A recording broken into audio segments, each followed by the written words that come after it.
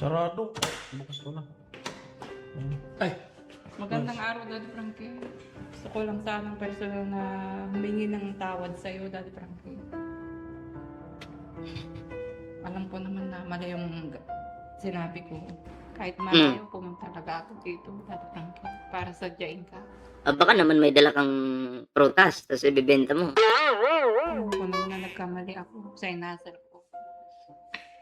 Sana patawarin mo na ako. Tuloy mo na yung bahay ng kapatid ko. Ayay! Yun lang.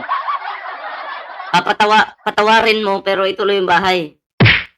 May kakaiba kay Ansing. Kung humingi ka lang ng tawad, na walang ibang interest, o bakit, yung pagpunta mo lang dyan, humingi ka lang ng tawad, pwede na yun eh. May dahilan pa pala para matuloy yung bahay. Atat. Yeah? Wala ito. Ako, alam ko mag-ano ng tao eh. Kung nagsasabi ng totoo, hindi ito drama to, drama. Drama ni Ansing to. Kasi may pansariling interest. Hingi ako ng sorry doon para matuloy na yung bahay, ganun. Sabihin ko kasi ako nagkamali eh. Pasensya na ako, hindi kita kakampihan sa sinabi mo na yan, Ansing. For me, ano yan? Mali. Di ba? May something. Parang awa mo na lang sa kanya. Kahit hindi mo na ako Parang awa mo na sa kanya. Kung naawa ka talaga kay Oliver, o ikaw may awa kay Oliver, dapat hindi mo ginagawa yung pambabastos. Kasi dapat naisip mo yun na pag binastos ko si Daddy Frankie, sinagot-sagot ko to ng pangit. Baka mamaya di na kami tulungan, hindi na tulungan si Oliver, matigil na yung bahay. Dapat doon pa lang nagiging advance ka na kasi gurang ka na, Ansing eh. Yung edad mo, ilang taon ka na? Nasa 60? 50, 60, 70, parang ganon, di ba? Dapat matured ka na.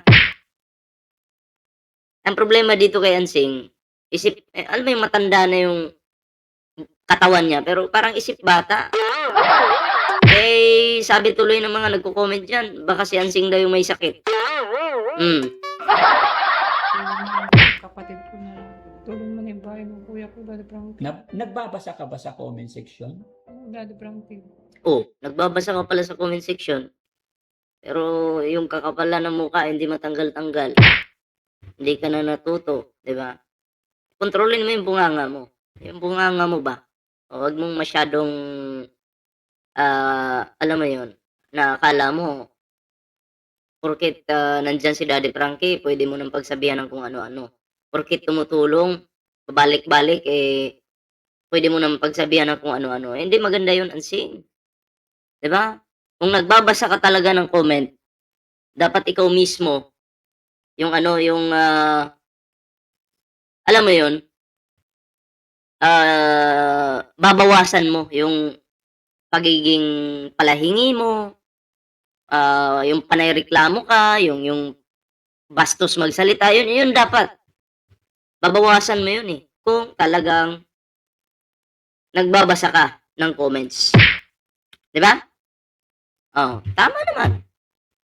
Pero bakit parang, nung tinigil yung bahay, parang tsaka ka lang natauhan. Pero ang tanong, natauhan ka ba talaga? Kasi sabi ni Ansing no, ganda pala ng bahay ni Oliver kasi may ano pa, may bubida pa daw. Maganda. So, baka mamaya, sabi ng ilan nagko-comment, baka mamaya ikaw yung tumira. Oh, Dami ngang galit sa akin, Daddy. anong sasabihin mo Noon pa man, dami na. sa kanila? Gusto kong humingi ng tawad sa mga sumusubaybay sa iyo, sa mga followers mo. Ano sinabi niya ngayong hindi na nagpunta mga Nagtataka siya, Daddy. karpintero? At hindi dumating yung mga taong gumagawa sa akin. Patawarin mo na ako. Kung gusto mo, lumuhod pa ako sa iyo. Ay, hindi ako Diyos, hindi ako santo, hindi ako niluluhod. Patawarin mo lang ako, Daddy Frankie. Tuloy mo lang yung bahay ng kuya. Magbabago ako. Hindi ko na ulitin yung ginawa ko. Isa sa dahilan niya yan, kaya gusto ni Ansing matapos yung bahay, itaga niyo po ito sa bato. Ito yung mga sinasabi ko. Once natapos yung bahay, doon na matutulog yan sila Ansing. Diba? So baka mamaya ang mawala ng space doon, si Oliver. Yun ang pangit. Diba? Hindi maganda yun. Baka si Oliver mamaya yung mawalan pa ng higaan, tas kayo yung pumuwesto dun sa pwesto ni Oliver. Naku po. Nararamdaman ko na, huhulaan ko na po. Yun at yun ang mangyayari. Ay nako, abangan nyo na lang yung mga susunod na araw. What if there was a song about young man, big dream, in the style of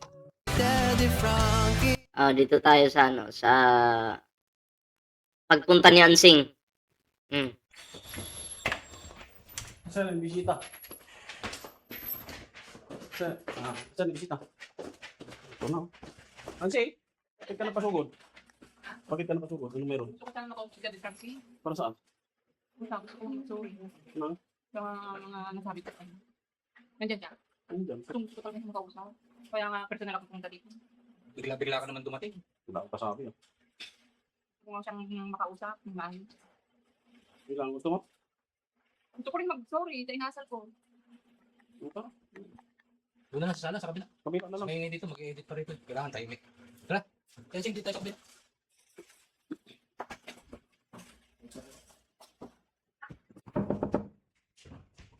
Sarado. Bukas na.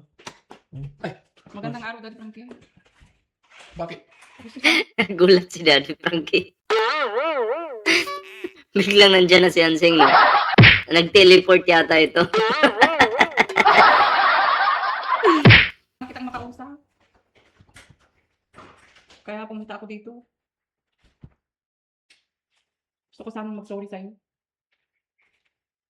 Tungkol sa inaasal ko nung nandun ka sa amin. Kasi alam ko, Speechless si Daddy Frankie. naman Dad Frankie na sumobra yung asal, mali yung asal ko nun sa'yo. Asal ano yun? Asal bastos. Na ganun Ansing, ginawa mo na lahat. Yung pagiging makapal na mukha mo. Palasagot ka. Tapos mga bastos pa yung mga sinasabi mo na nakakasakit ng damdamin ng tao. Tapos nagnanakaw ka pa. Tapos wala ka pang isang salita. Gusto mo ikaw yung masunod. Lahat nasa iyo na eh. Sinalo mo lahat.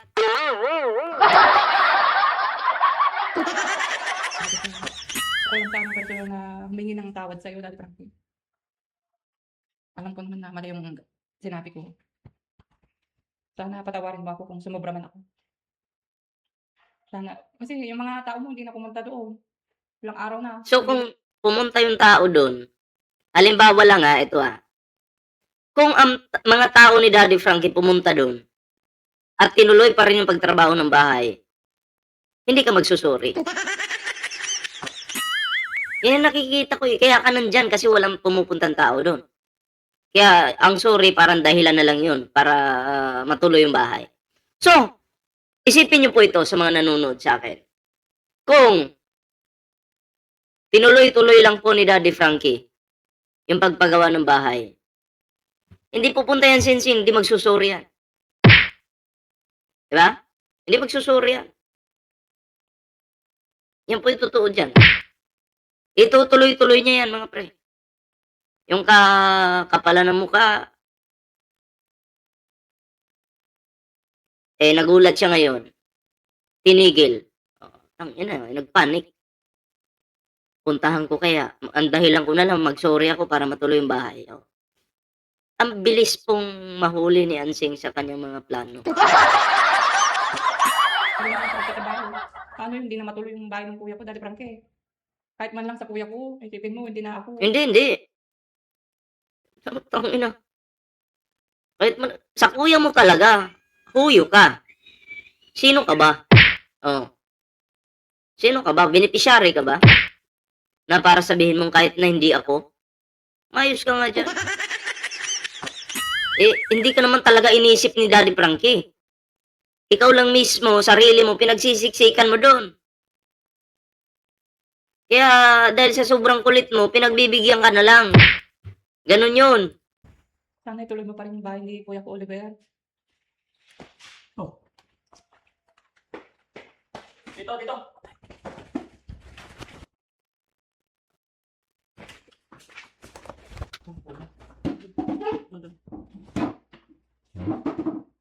Patawarin mo ako, Daddy Frankie, sa inasal ko nung nakaraan. Paulit-ulit man. Mm. Parang ayaw mo na, ituloy mo yung bahay ni Kuya ko, Daddy Frankie. So, take note po, ano? Ako, hindi po ako naniniwala na si Ansing, sincere yung paghingi niya ng tawad. Wala po. Ako, sa tagal ko nang nagre-reaction video, alam ko na po yan. Kaya ko pong kilatisin yung tao. No? Hindi po totoo yung mga sinasabi ni Ansing dyan. Kaya lang po siya nandyan para matuloy po yung bahay. Yun. Tapos. Kasi wala siyang titirhan kung di mo itutuloy yun. Sayang naman yung naumpisa mo na.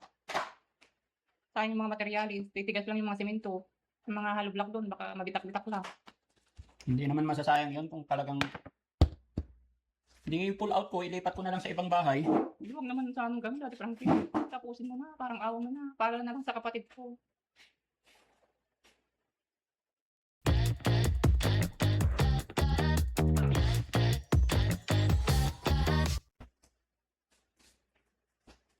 Nawisan ako bigla. Bigla kang sumugod. Ba't kami sa'yo? Kasi gusto ko ng personal na makausap si Daddy Frankie. Kahit malayo, pumunta talaga ako dito, Daddy Frankie. Para sadyain ka. Alam mo kasi, Ate Ansi, pinagpasensyahan ko lahat kung ano man yung mga kaya sinabi ko, yung minsan, hate ka or what, napagpapasensyahan ko yun, naiintindihan ko yung hirap ng buhay. Pero, ang hindi ko lang talaga matanggap doon, yung pinagsasabihan lang naman kita na mali yung ginawa mo, Oo. na kukuha ka, Oo. Pag nanakaw yun eh. na hindi nagpapaalam sa akin, tapos ako pa ang palalabasin mong masama, yun ang hindi maganda para sa akin. Alam ko naman yung Daddy Frankie, kaya personal na akong pumunta dito para makahingi ng tawad sa'yo. Alam ko naman na nagkamali ako sa inasal ko. Sana patawarin mo na ako. Tuloy mo na yung bahay ng kapatid ko, Daddy Frankie. Parang awa mo na lang sa kanya. Kahit hindi mo na ako tulungan, yung kapatid ko na lang. Sus! Alam ko naman nagkamali ako. Saka sayang din kasi yung bahay kung di mo itutuloy. Ayan na, so, pansin nyo, sa mga sinasabi ni Ansing dito, puro bahay, bahay, bahay, bahay. Sayang, sayang, sayang ang bahay. Nanghihinayang po siya doon kasi maganda yung bahay. Okay? Maganda po talaga. Nanghihinayang ka ba dahil hindi itutuloy o nanghihinayang ka dahil hindi mo matitirhan? Alam mo, Ansing nga, ito, sasabihin ko sa'yo, kung kapag natapos ang bahay, bigyan mo naman si Oliver, bigyan mo si Oliver ng privacy. Privacy. Na siya lang doon. Siya lang matutulog, bahay niya yun eh, di ba? At kung meron man dadalhin si Daddy Frankie ng mga pagkain, mga prutas kay Oliver, doon lang yan sa bahay niyo, Oliver. Hindi mo na kailangan pakialaman. Kasi kayo, kumikita naman kayo araw-araw. May kinakain naman kayo, di ba? Si Oliver, hindi pa totally magaling yan. Kailangan niya ng prutas sa katawan. Di ba? Yun, hindi rin puro karne. Dapat may gulay din. Si Ansing, puro karne yung pinapakain niya kay Oliver. Oh. So, ganun po yun. Bigyan ng privacy si Oliver. Hindi mo kailangan, alam mo yun, yung mga pagkain niya, papakialaman mo. Alam ko, nakikita ko na. Hindi ako siya nanguhusga, no? Pero, hindi ka mapapagkatiwalaan, Ansing, eh. Hindi ka mapapagkatiwalaan. Si Oliver ba, binibilihan, di ba yan ng, ng saging, mga apple, prutas, di ba? Wala akong nakita. Wala. So, yun po. No, yun sa akin. Dapat si Ansing, kung ano man yung meron ng mga pagkain sa bahay niyo, Oliver, hindi niya dapat pakialaman kapag natapos yung bahay. At ikaw, Ansing, hindi ka rin pwedeng ikarer mo nang matulog ka doon. Doon na kayo palagi. Ay, bangit naman. Pero kung may TV naman doon sa bahay niyo, Oliver, okay naman, magbanding-banding kayo manood, ganyan. which is normal naman yun sa isang pamilya, no? Oh, pero yung pagkain, yung kwarto na ikaw na yung matutulog, kayo na yung titira, eh, hindi maganda yun, okay? Ang para kay Oliver is para kay Oliver. At dapat bilang kapatid nyo si Oliver, bigyan nyo siya ng respeto, no? Mahalin nyo siya ng totoo. Yung para maranasan niya yung, alam mo yun, may sarili siyang bahay, may sariling higaan. Iparanas nyo sa kanya yun. Bigyan nyo siya ng privacy. Inuunahan ko na to kasi alam ko na yung binabalak niyan, Sing. Alam ko na. Kaya, abot ko kaya yung mga pinagsasabi ni Ansing dyan. Hindi mo pa, kumbaga, hindi pa nangyayari. Nakikita ko na. Diba? So, kayo po mga pre, ano po yung inyong reaction dito? And comment down below para naman po mabasa natin yung inyong kanya-kanyang reaction. Ayan. O, sa mga nabitin po sa ating video ngayon, ayan, pwede kayong pumunta doon sa YouTube channel po ni Daddy Frankie. Okay, pwede nyo pong ituloy yung pagpanood. Okay. Ang pamagat po ng ating reaction ngayon ay Ate Ansing sumugod sa bahay para humingi ng tawad. Nilabas ko na lahat ang hinanakit ko sa kanya. So, yun po mga pre, no? Puntahan nyo lang po yung channel ni Daddy Frankie. Ayan, para mapanood nyo po ng buo. Sa mga hindi pa po napanood ang video ito, okay? Kasi baka mamaya hindi nag-notify po sa inyo. Ayan. So, ayan may TikTok po tayo dyan, may Facebook po tayo dyan, kompleto po yan. Pwede nyo pong i-follow yan mga pre. Like and follow lang sa ating mga social media accounts. Sa hindi pa naman nakapag-subscribe sa ating YouTube channel, like, share, subscribe, and ring the bell button mga pre. Para always po kayong updated sa mga uploads po natin. Ayan. So, yun. Wala tayong vlog kahapon kasi nasa Manila po tayo. Ayan, at hanggang dito lang muna yung ating video. Ingat po. Magandang araw po sa inyo lahat.